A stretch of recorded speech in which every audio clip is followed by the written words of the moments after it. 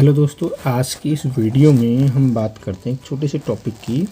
हालांकि important topic है, operation black board.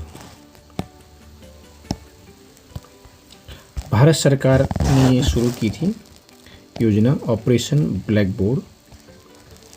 इसका उद्देश्य क्या था? प्राथमिक जो विद्यालय हैं उनमें न्यूनतम बुनियादी सुविधाएं प्रदान करना। क्या करना?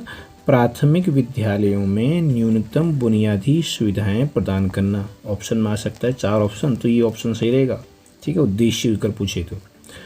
दूसरा क्वेश्चन यहाँ से पूछ सकता है कि ये योजना कब लागू हुई थी? ये हुई थी लागू 1987 में। ठीक है, और ये किसके तहत आई थी? राष्ट्रीय शिक्षा नीति, नेशनल एजुकेशन पॉलिसी 1986 के अंतर्गत शुरू की गई थी। तो अलग अलग चीज़ें हैं। शुरू की गई थी किसके अंतर्गत? 1986 की शिक्षा जो नीति थी उसने इस पर कहा था कि इसमें दिया जाना चाहिए वाला, है ना, ऑपरेशन बुनियादी जो है सुविधाएं प्रदान की जानी चाहिए। इसी के आधार पर 1987 में फिर ये योजना ऑपरेशन ब्लैक बोर्ड की योजना थी लागू की गई। उद्देश्य की बात करें, उद्देश्य क्या क्या थे इसके? सबसे पहला उद्देश्य था बुनियादी सुविधाओं की पूर्ति करना। यानी कि जो प्राथमिक विद्यालय हैं उनमें बुनियादी ढांचा उपलब्ध कराना, जैसे कक्षाएं हो गई, शौचालय हो गया, पेयजल। याद रखिएगा, कक्षाएं, शौचालय और पेयजल। ठीक है, ये 3 बुनियादी सुविधाएं की पूर्ति हो विद्यालय में। दूसरा है इसका शिक्षा का विस्तार, यानी कि सभी जो बच्चे हैं उनमें गुणवत्तापूर्ण शिक्षा प्रदान की जा सके। ग्रामीण और पिछड़े क्षेत्रों में स्कूलों को सशक्त बनाना। तीसरा इसका उद्देश्य है शिक्षकों की नियुक्ति। तो शिक्षकों की नियुक्ति में क्या उद्देश्य है इसके? स्कूलों में कम से कम 2 प्रशिक्षित शिक्षक, याद रखिएगा, 2 कम से कम 2 होनी चाहिए। ठीक है, उसमें से भी 1 महिला होनी चाहिए। महिला शिक्षक को उसमें जो है प्राथमिकता दी जाएगी, महिला शिक्षकों को। अगला उद्देश्य है शिक्षण सहायक जो सामग्री होती है, या कि हम शैक्षिक सामग्री जो है उनको उपलब्ध कराना, जैसे कि आपका है ब्लैक बोर्ड, पुस्तकें या अन्य जो उपकरण होते हैं, चौक वगैरह, है ना। तो जो बेसिक जो बुनियादी चीज़ें होती हैं वो होनी चाहिए स्कूल में। ठीक है, तो ये कौन कौन से उद्देश्य थे? तो ऑपरेशन ब्लैक बोर्ड के बुनियादी सुविधाओं की पूर्ति कराना, शिक्षा का विस्तार करना, गुणवत्तापूर्ण शिक्षा प्रदान करना, पिछड़े और ग्रामीण जो हैं उनमें स्कूलों को सशक्त बनाना, शिक्षकों की नियुक्ति करना, कम से कम 2 होनी चाहिए, और इसमें महिला शिक्षक को प्रधानता दी जाएगी। जो शिक्षक सहायक सामग्री होती हैं उनकी उपलब्धता होनी चाहिए। कुछ विशेषताएं भी हैं ऑपरेशन ब्लैक बोर्ड की। तो क्या क्या विशेषताएं हैं? बुनियादी ढांचे का विकास। क्या विशेषता है इसकी? सबसे पहली, बुनियादी ढांचे का विकास। प्रत्येक विद्यालय में 2 कक्षाएं और 1 कार्यालय होनी चाहिए। याद रखना, 2 कक्षाएं और 1 कार्यालय कक्ष इंपॉर्टेंट है। 2 कक्षाएं होनी चाहिए और 1 कार्यालय कक्ष होना चाहिए। पूछ सकता है कितनी कक्षाएं? 2 कक्षाएं और 1 कार्यालय कक्ष। हालांकि इसमें वरामदा भी होना चाहिए, एक वरामदा भी यहाँ पर इंक्लूड है, हालांकि इसमें मेंशन नहीं किया मैंने। बच्चों के बैठने के लिए फर्नीचर और खेलकूद की सुविधा होनी चाहिए। किसकी सुविधा होनी चाहिए? फर्नीचर और खेलकूद। अलग से शौचालय की होनी चाहिए, लड़कों और लड़कियों के लिए अलग अलग शौचालय। ठीक है, तो बुनियादी ढांचे में क्या आ जाएगा? 2 कक्षाएं होनी चाहिए, 1 कार्यालय होना चाहिए, एक वरामदा भी होना चाहिए, एक फर्नीचर होना चाहिए, फर्नीचर होना चाहिए, खेलकूद की सुविधा होनी चाहिए, खेलकूद का सामान होना चाहिए, और अलग से शौचालय की व्यवस्था होनी चाहिए लड़कियों और लड़कों के लिए। नेक्स्ट है इसकी विशेषता क्या है? शिक्षकों की उपलब्धता। जैसे कि मैंने बताया आपको, प्रत्येक स्कूल में कम से कम जो होना चाहिए 2 प्रशिक्षित शिक्षक होने चाहिए। कितने शिक्षक होने चाहिए? 2, याद रखिएगा, जिसमें महिला शिक्षक को प्राथमिकता दी जाती है। 1 तो महिलाएं होनी चाहिए, और उनके शिक्षण, प्रशिक्षण और उनकी गुणवत्ता में सुधार होना चाहिए। नेक्स्ट इसका जो है विशेषता, शिक्षा जो सामग्री होती है, सहायक सामग्री, उनका जो है वितरण होना चाहिए सारे जितने भी स्कूल्स हैं। तो उस स्कूल में क्या होना चाहिए? Black board. क्या होना चाहिए? ब्लैक बोर्ड होना चाहिए कम से कम, है ना। चौक होनी चाहिए, शिक्षक सहायक सामग्री होनी चाहिए, है नहीं, अन्य उपकरण होने चाहिए, है नहीं, पुस्तकालय की भी व्यवस्था होनी चाहिए। नेक्स्ट है आपका लड़कियों की शिक्षा पर जोर। ठीक है, तो लड़कियों की शिक्षा पर क्या कहा इन्होंने? महिला शिक्षकों की नियुक्ति के माध्यम से लड़कियों की शिक्षा को बढ़ावा देना चाहिए। इसीलिए 2 शिक्षक की व्यवस्था में 1 महिला शिक्षक की बात कही गई है। नेक्स्ट है आपका विशेषता इसकी, वंचित क्षेत्रों पर ध्यान दिया जाना चाहिए। तो कैसे, जैसे जो ग्रामीण और आदिवासी क्षेत्र हैं वहाँ पर इस पर ध्यान देना चाहिए, वहाँ पर जो है इनकी शिक्षा और इनकी जो शिक्षा के स्तर है उस पर सुधारने पर बल दिया गया। इसकी विशेषता थी। अब जो ऑपरेशन ब्लैक बोर्ड है इसकी उपलब्धियाँ क्या हैं?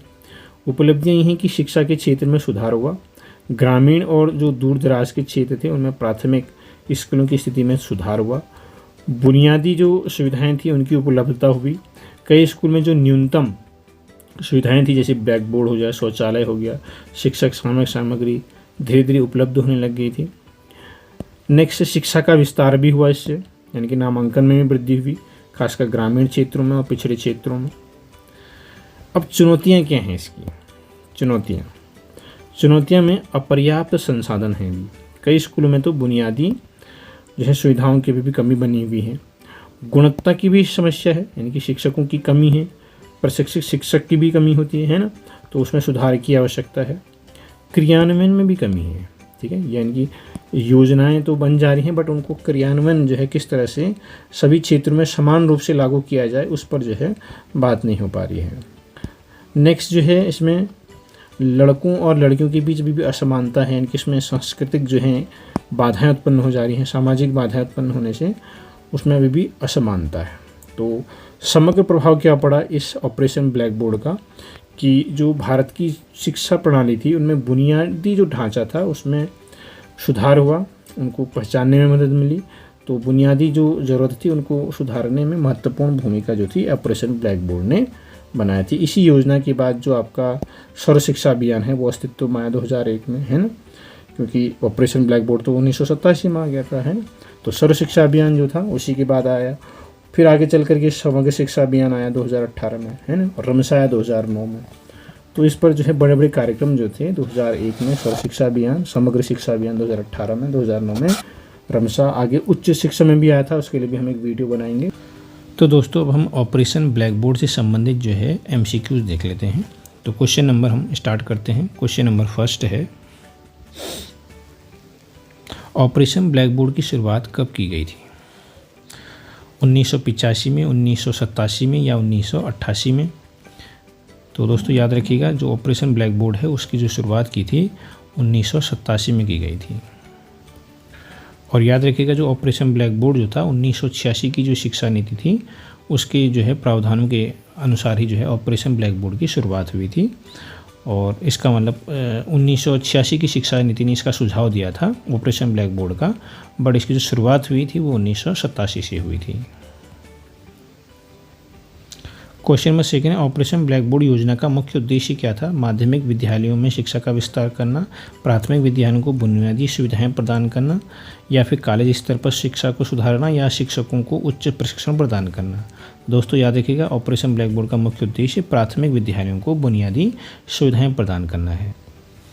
नेक्स्ट क्वेश्चन है, ऑपरेशन ब्लैक बोर्ड योजना किसके द्वारा शुरू की गई थी? शिक्षा मंत्रालय के द्वारा, योजना आयोग के द्वारा, या विश्वविद्यालय अनुदान आयोग के द्वारा, या फिर मानव संसाधन विकास मंत्रालय के द्वारा? तो दोस्तों याद रखिएगा ब्लैक बोर्ड ये ऑपरेशन ब्लैक बोर्ड योजना जो थी मानव संसाधन विकास मंत्रालय के द्वारा शुरू की गई थी।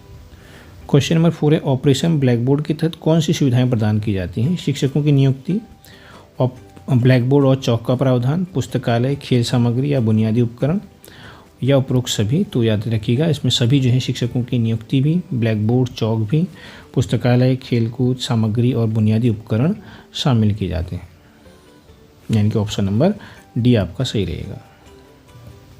तो दोस्तों नेक्स्ट क्वेश्चन है, ऑपरेशन ब्लैक बोर्ड योजना का प्राथमिक लक्ष्य क्या था? बच्चों को मुफ्त शिक्षा देना, दूसरा है प्राथमिक विद्यालयों के लिए न्यूनतम सुविधाओं की उपलब्धता सुनिश्चित करना, तीसरा है शिक्षा में तकनीकी साधनों का उपयोग को बढ़ावा देना, चौथा है छात्रों के लिए जो है छात्रवृत्ति का प्रावधान करना। तो दोस्तों याद रखिएगा प्राथमिक विद्यालयों के लिए न्यूनतम जो है सुविधाओं की उपलब्धता सुनिश्चित करना जो है ऑपरेशन ब्लैक बोर्ड का प्राथमिक लक्ष्य रहा है। क्वेश्चन नंबर 7 है, ऑपरेशन ब्लैक बोर्ड योजना के तहत प्रत्येक प्राथमिक विद्यालय में कितने शिक्षकों की नियुक्ति की जानी चाहिए है?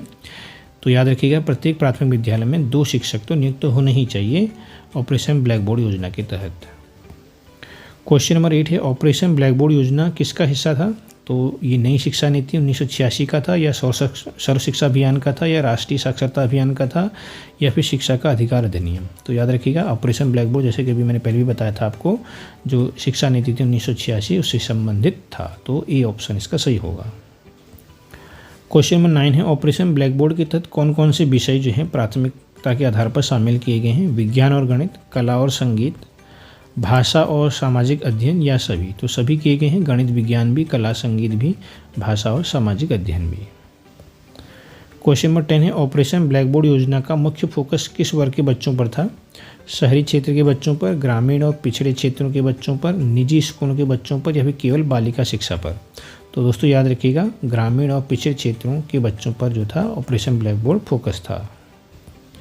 क्वेश्चन नंबर 11 है, ऑपरेशन ब्लैक बोर्ड योजना के तहत क्या सुधार किया गया? स्कूल भवनों का निर्माण, शिक्षकों का प्रशिक्षण, बुनियादी शैक्षिक सामग्री की उपलब्धता, या उपरोक्त सभी? तो उपरोक्त सभी, यानी कि शिक्षकों का प्रशिक्षण भी, बुनियादी जो है सामग्री वगैरह भी, या और स्कूल भवनों का निर्माण, ये सभी जो है इसमें शामिल किए गए हैं। ऑपरेशन ब्लैक बोर्ड योजना में किन समस्याओं का सामना किया गया? शिक्षकों की कमी, पर्याप्त बजट का अभाव, ग्रामीण क्षेत्र में सुविधाओं का कम उपयोग, या उपरोक्त सभी? तो सभी यहाँ पर आएगा, यानी कि शिक्षकों की कमी भी, पर्याप्त बजट का अभाव भी, और ग्रामीण क्षेत्र में सुविधाओं का कम उपयोग, ये सभी जो हैं समस्याएं थी ऑपरेशन ब्लैक बोर्ड योजना के तहत।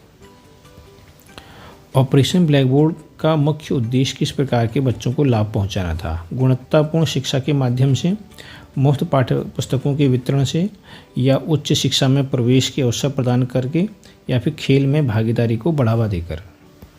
तो दोस्तों याद रखिए ऑपरेशन ब्लैक बोर्ड का जो मुख्य उद्देश्य था वो जो था गुणवत्तापूर्ण शिक्षा जो थे के माध्यम से बच्चों को लाभ पहुंचाना था।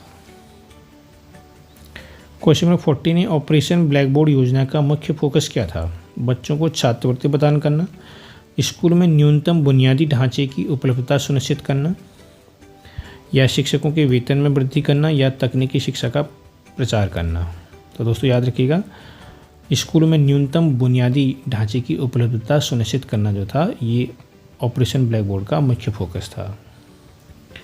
क्वेश्चन नंबर 15 है, ऑपरेशन ब्लैक बोर्ड के तहत कौन सा लक्ष्य सबसे महत्वपूर्ण था? ग्रामीण और शहरी दोनों क्षेत्रों में शिक्षा के स्तर को समान बनाना, माध्यमिक शिक्षा को बढ़ावा देना, या फिर केवल लड़कियों को प्राथमिक शिक्षा प्रदान करना, या फिर उच्च शिक्षा के लिए प्रवेश परीक्षा आयोजित करना? तो दोस्तों ऑपरेशन ब्लैक बोर्ड के तहत जो था सबसे महत्वपूर्ण जो लक्ष्य था, लक्ष्य की बात चलिए तो वो है ग्रामीण और शहरी दोनों क्षेत्रों में शिक्षा के स्तर को समान बनाना। तो आज की वीडियो में इतना ही, नेक्स्ट वीडियो में फिर मिलेंगे। वीडियो कैसी लगी ज़रूर बताइएगा कमेंट बॉक्स में। अगर अच्छी लगी है तो लाइक ज़रूर कीजिएगा, सब्सक्राइब करना न भूलें और अपने दोस्तों में शेयर करना न भूलें। धन्यवाद, मिलते हैं एक नेक्स्ट वीडियो में।